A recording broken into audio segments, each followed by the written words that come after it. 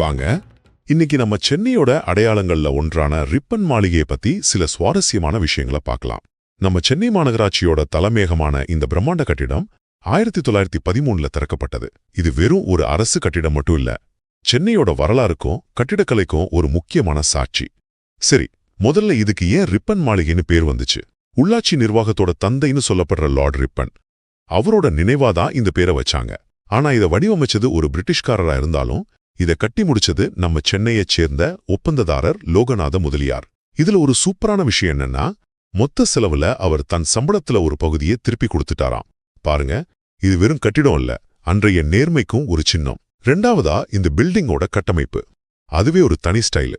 இதுல ஐரோப்பிய கோட்டை மாதிரியான உயரமான கோபுரங்களும் இருக்கும், அதே சமயம் நம்ம இந்திய அரண்மனைகளோட வேலைப்பாடுகளும் தெரியும். அது மட்டும் இல்லாம இதோட கூரை மெட்ராஸ் டெரஸுங்கிற ஒரு ஸ்பெஷல் டெக்னாலஜில கட்டியிருக்காங்க. அதனால வெளியே எவ்வளவு வெயில் அடிச்சாலும் உள்ள எப்பவுமே ஒரு இதமான குளிர்ச்சி இருக்குமா. கடைசியா இந்த பில்டிங்கோட முக்கிய அடையாளமே அந்த 132 அடி உயரத்துல நிக்கிற மணிகுண்டு கோபுரம் தான்.